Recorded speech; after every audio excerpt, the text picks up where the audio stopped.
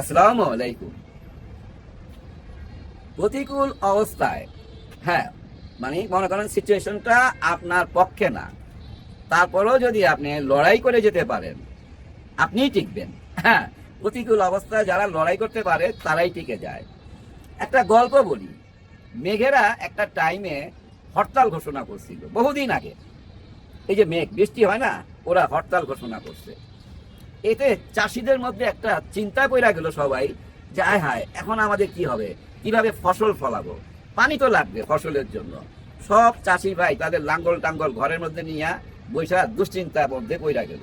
কিন্তু একজন কৃষক, সে কোনো দুশ্চিন্তা না কইরা ও ডেইলি ওই হাল চাষ করতো। হ্যাঁ, প্রতিদিনই সে হাল চাষ করতো।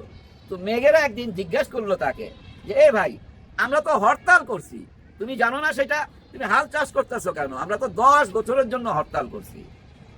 তখন ওই কৃষক একটা সুন্দর জবাব দিছিল। সে জবাবটা কি জানেন? ওই কৃষক বলছিল যে হ্যাঁ, আমি জানি তোমরা 10 বছরের জন্য হরতাল করছো, কিন্তু আমি প্রতিদিন কেন হাল চাষ করি জানো? যে 10 বছর যদি আমি হাল চাষ না করি তাহলে তো আমি হাল চাষ করাই ভুলে যাব। ওই হাল চাষ করার অভ্যাসটা জারি রাখার জন্য আমি প্রতিদিন হাল চাষ করি। এই কথা শোনার পর মেঘেরা চিন্তায় পড়ে গেল, আমরা যদি 10 বছর বৃষ্টি হইয়া না ঝরি তাহলে তো আমরা ভুলেই যাবো কিভাবে বৃষ্টি হইয়া ঝরতে হয়। তাড়াতাড়ি তারা বৃষ্টি হইয়া ঝরা শুরু করলো ওই কৃষকের কথা শুই না। এবার বুঝতে পারছেন ব্যাপারটা কি দাঁড়াইলো? এই যে যেসব কৃষকরা ঘরের মধ্যে বৈশা ছিল, কোনো হাল চাষ করে নাই, তারাই কিন্তু বিপদে পড়লো। মোট কথা কি জানেন? বিপরীত অবস্থায়, মানে করেন সিচুয়েশনটা আপনার পক্ষেই না, তারপরও আপনি লড়াই করে যাচ্ছেন, তার মানে আপনিই টিকে যাবেন। ওই কৃষক যেভাবে টিকে গেছে। কেন এই কথাগুলো বললাম জানেন? এই গত 16 বছর আমরা তো দেখছি একটা জিনিস, শিবির মানি রক কাটে, যেখানে শিবির সেখানেই ধরপাকড়, ওরা হচ্ছে গিয়া জঙ্গি, এটাই তো চলতেছিল। কিন্তু মেন লড়াইটা কি হচ্ছিল জানেন? এসব বিশ্ববিদ্যালয়গুলোতে, হোস্টেলগুলোতে মেন লড়াইটা ছিল আওয়ামী লীগ ভার্সেস, মানে ছাত্রলীগ ভার্সেস ছাত্র দল। এই লড়াইটা চলতেছিল। এই লড়াইয়ের মধ্যে ছাত্র শিবির কি করলো জানেন? ছাত্র লীগের সাথে মিশা গেল। হ্যাঁ, যে মিশা যায় না, যে বলে না যে গুপ্ত গুপ্ত, ওই গুপ্ত ভাবে মিশা গেল লড়াই চালাইবার জন্য। হ্যাঁ, গোপনে লড়াই চালাইয়া যাবার জন্য ওই কৃষকের মতো ওরা লড়াই চালাইয়া যাচ্ছিল গোপনে, ওদের সঙ্গে মিশা। আর এদিকে ছাত্র দল দৌড়ের উপরে। তারপরে 5ই আগস্ট আসলো। 5ই আগস্ট আসার পর ওই যে ছাত্রলীগের যারা ওদের সঙ্গে মিশছিল, ওরাও তো এখন পালাইতেছে, লুকাইতেছে। কিন্তু লুকানোর পরও ওরা দেখতেছে হায় হায়, আমার যে রুমমেট ছিল ওই তো ছিল শিবিরের লোক, তার মানে ওর আচরণ, ওর চলাফেরা এতদিন যা দেখলাম কত ভদ্র মার্জিত, ও শিবিরের হয়েও আমার সঙ্গে কোনোদিন কোনো প্রতাপ দেখায় নাই। এবং এই 5ই আগস্টের পরও তার খোঁজ খবর নিছে টেলিফোন কইরা, যে ভাই ভয়ের কিছু নাই, ক্লাসে আসো, আমরা তো আছি, এইভাবে খোঁজ খবর নিছে। তার মানে এরাই ভালো। আমি বুঝাইতে পারছি? এই যে গোপনে লড়াই করে গেছে, যাদেরকে আপনারা গুপ্ত বলেন, ওরা বসা থাকে না, এই লড়াই চালায় গেছে ওই কৃষকের মতো, যার জন্য আজকে এই বিজয়। 5টা বিশ্ববিদ্যালয় মোট বিজয় হইল। এর মানে কি জানেন? বাংলাদেশটাই তো বিজয় আমি মনে করি। কেন জানেন? এই যে আমাদের যেমন চোখ হাত পা নাক মুখ আছে না মানুষ হিসাবে, দেশেরও এমন চোখ হাত পা নাক মুখ থাকে তো ভাই, আছে না? যেমন ধরেন দেশের মাথাটা কোনটা? মাথাটা ধরেন এই সচিবালয়। ধরেন চোখ কোথায়? চোখ এই ক্যান্টনমেন্টে পাহারা দিচ্ছে। হ্যাঁ, ক্যান্টনমেন্টে পুলিশ।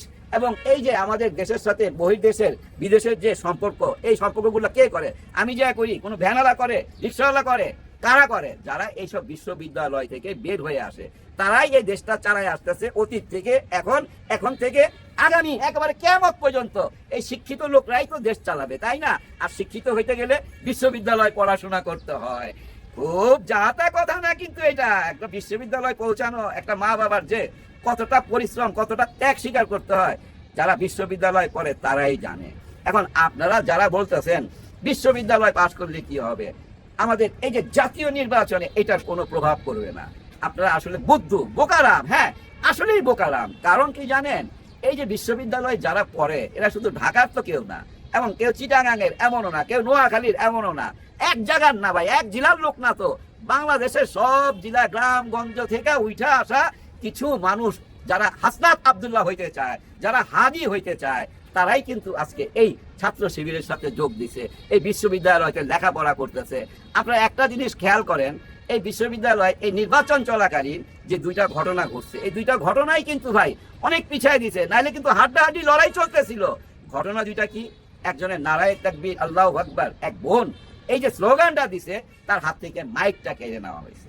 এটা দেখতে কেমন দেখায় বলেন আপনারা? এটা ভালো লাগে একটা ইসলামিক কান্ট্রিতে? আবার দেখেন আরেকটি বোন, ও নির্বাচনে ভোট চাচ্ছে, কার জন্য? তার হাজবেন্ডের জন্য। তার হাজবেন্ড নির্বাচন করতেছে, এখন হেজাব পরা এই বোনটি কেন ভোট চাইতেছে, এর জন্য আইসা তাকে ধরলো কারা? ছাত্র দলের ছেলে পেলেরা। এই তুমি কে, বহিরাগত, কেন এখানে তুমি? সে বললো যে আমি এই বিশ্ববিদ্যালয়ে একজন ছাত্রী, আইন বিভাগে পড়ি, এই আমার আইডি কার্ড। কিচ্ছু মানলো না ভাই, ওই যে মব জাস্টিস কইরা তাকে পুলিশের হাতে দিল।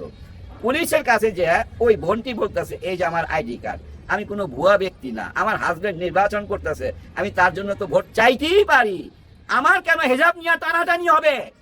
তখন ওই পুলিশও প্রতিবাদ করলো যে তোমরা ভুল করতেছো, ও তো এই বিশ্ববিদ্যালয়ের ছাত্রী। কিন্তু না, ওই যে যারা আসছিল তারা এখন ওই বোনটিকে রাখা পুলিশের উপরে চড়াও। হ্যাঁ, পুলিশের উপরে চড়া হয়ে গেছে, কেউ মারতে যায়, কেউ হুমকি দেয়, যা ইচ্ছা তাই ব্যাপার। যাই হোক, এই যে দুইটা ঘটনা বললাম, এই দুইটা ঘটনা ভোট চলাকালীন হয়েছে, কিন্তু এতে কি এফেক্ট করতে পারে আপনারাই বলেন? এরপরও কি এই দলকে কেউ ভোট দিবে? না, দিবে না। কেন দিবে না? মানুষ এগুলা পছন্দ করে না। গত 15 মাস এই দেশে যা কিছু ঘটছে এগুলা কি ছিল? চাঁদাবাজি, টেন্ডারবাজি, লুট তরাজ এবং নিজেরা মারামারি কইরা 200-র উপরে চলে যাওয়া, পাথর দিয়ে মারা, এগুলো আমরা দেখা না কাহিল হয়ে পড়ছি। তো ভালো লাগতেছিল না, অস্থির হয়ে গেছি, চিৎকার করে বলতাছি কোথায় প্রশাসন, কোথায় মিলিটারি, কোথায় র্যাব, কোথায় পুলিশ, কেউ কেন কোনো অ্যাকশন নিতেছে না।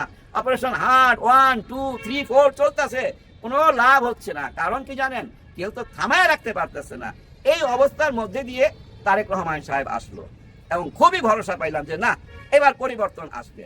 হ্যাঁ, পরিবর্তন আসছে। কি পরিবর্তন আসছে জানেন? কারণ বাজারে দেখেন নাই, চাঁদাবাজি করতে যাওয়াতে সব দল মানে সমস্ত ওই যে দোকানদাররা এক হইয়া চাঁদাবাজদেরকে পিটাইছে। হ্যাঁ, এটাইছে, এইটুক চেঞ্জ হয়েছে, এইটুক পরিবর্তন হয়েছে। আগে চাঁদাবাজরা এসে পিটাইয়া চাঁদাবাজি করতো, এখন ব্যবসায়ীরা পিটাইয়া চাঁদাবাজদেরকে বিদায় করতেছে। কিন্তু ওইসব ব্যবসায়ীদের মধ্যে একটা প্রশ্ন জাগতেছে, নির্বাচনের পরে তারা যখন আবার ক্ষমতায় আসবে তখন আমরা কোথায় আশ্রয় নিব? তারা আশ্রয় খুঁজতেছে, তো দেশের মানুষ আশ্রয় খুঁজতেছে। আমি জানি না ভাই কপিরাইট দিবে কিনা, তাও আমি দেখাবার চেষ্টা করি একজন রিক্সাওয়ালা ভাইয়ের কথা।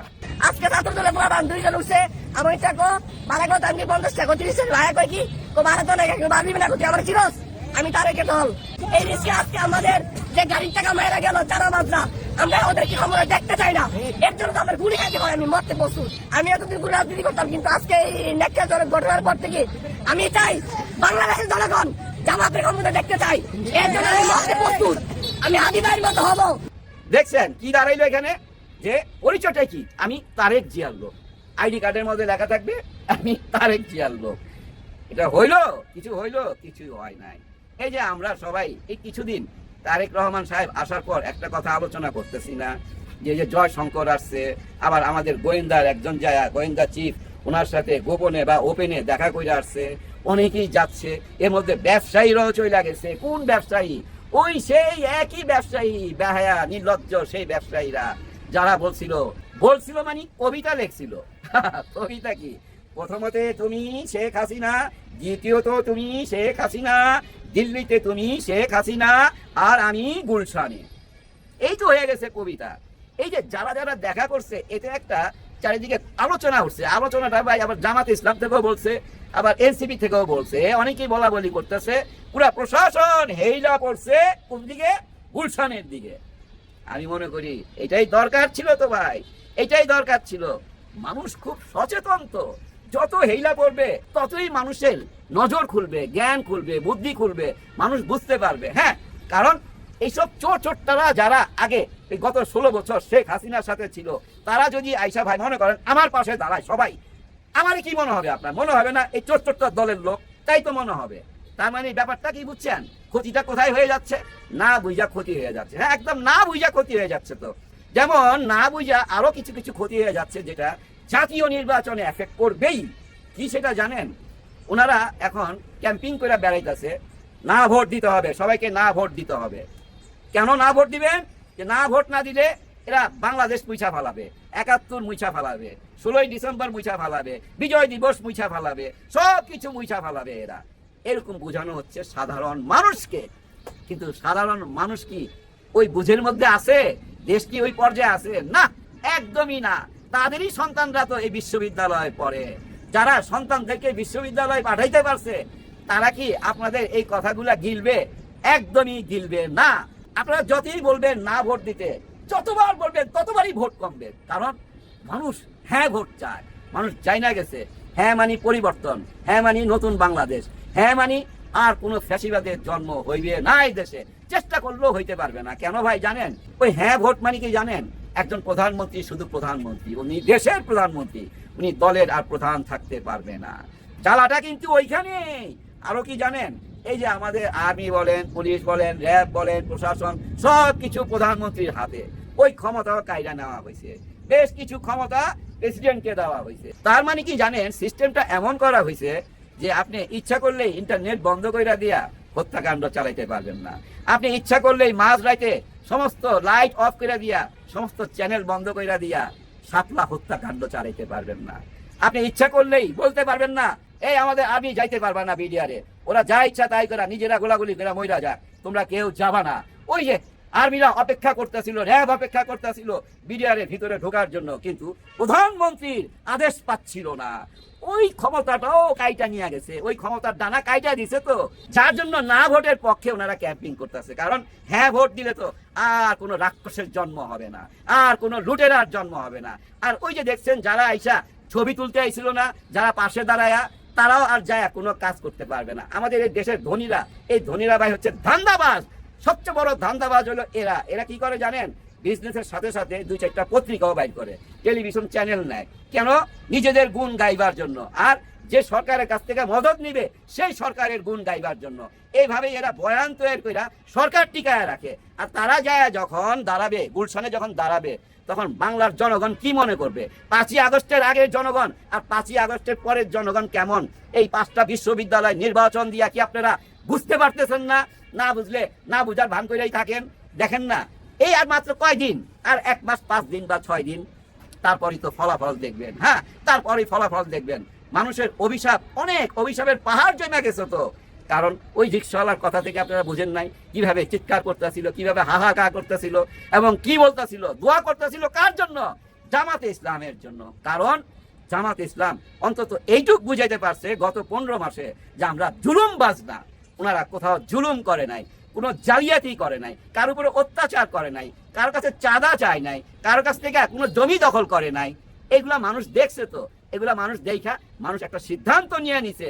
এই যে কিছু লোক জরিপ করতেছে না, জরিপে বলতেছে 77% পাওয়া যাবে অমুক, আর 15-17% পাবে এমুক। তারপরেই যে এই নির্বাচনটা হইলো জকসুর। ফলাফল কি? এই জরিপওয়ালারা যদি যায় এই বিশ্ববিদ্যালয়ে জরিপ করতো, ফলাফল কি হইতো? কিন্তু ওইখানে যায় নাই। গেছে কোথায় জানেন? ওই যে গোপালগঞ্জে গিয়া জিজ্ঞাসা করছে। আমার মনে হয় যদ্দূর গোপালগঞ্জ থেকেই এই জরিপ করে নিয়ে আসছে। আমাদের এই চ্যানেলগুলোতে দেখবেন কিছু বিশেষজ্ঞ এই জরিপ টরিপ নিয়ে খুব বেশি মাথায় ঘামায়।